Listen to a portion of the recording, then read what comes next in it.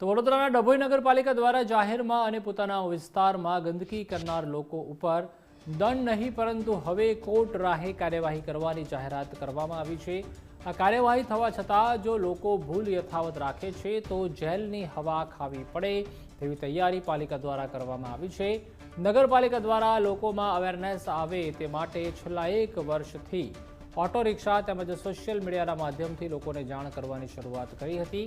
જે દરમિયાન છેલ્લા 1 વર્ષમાં 1,50,000 જેટલો દંડ પણ વસૂલવામાં આવ્યો હતો, પરંતુ ત્યારબાદ પણ લોકો દ્વારા ગંદકી અને કચરાના ઢગલા જોવા મળતા હતા, જેને લઈને હવે પાલિકા દ્વારા લાલ આંખ કરવામાં આવી। નગરપાલિકા દ્વારા હવે જાહેરમાં કચરો જે લોકો નાખી રહ્યા છે અને ગંદકી કરી રહ્યા છે તેને લઈને અલગ અલગ ટીમો ખાનગી રાહે મોનિટરિંગ કરવામાં આવી રહ્યું છે। ત્યારે પાલિકા દ્વારા 11 જેટલા સીસીટીવી કેમેરા પણ લગાવવામાં આવ્યા છે, જે સીસીટીવીનું મોનિટરિંગ ડાયરેક્ટ ચીફ ઓફિસર દ્વારા કરવામાં આવનાર છે, તેમજ હજુ બીજા 20 જેટલા કેમેરા લગાવવાની તજવીજ હાથ ધરવામાં આવી છે। શહેરના ઘણા અસામાજિક તત્વો દ્વારા લાખવાર સમજાયા છતાં પણ સ્વચ્છતા માટેના પોતાના જે જવાબદારી છે તે નિભાવવા માટે તત્પર નથી બની રહ્યા। ઘરનો કચરો રોડ પર લાવે છે અને એના લીધે જો સ્વાસ્થ્યના મોટા જોખમ ઊભા થાય છે।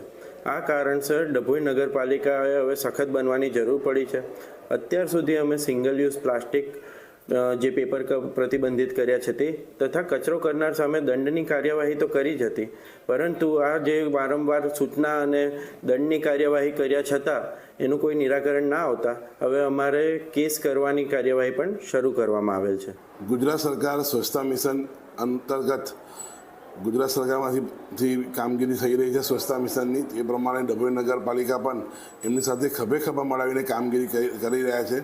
ડભોઈ નગરની અંદર જે તે સ્પોટ જગ્યાએ 9 વોર્ડની અંદર 11 જેવા કેમેરા લાઈવ મૂકેલા છે, જેનું સંચાલન ડભોઈ નગરપાલિકાથી કરવામાં આવે છે। જે જગ્યાએ સફાઈ થઈ છે ત્યાં સ્પોટ મૂક્યા છે, એ જગ્યાએ કોઈ કચરો નાખતા પ્રજા જણાશે તો એની પર શિક્ષાત્મક કાર્યવાહી કરવામાં આવશે દંડ પેટે।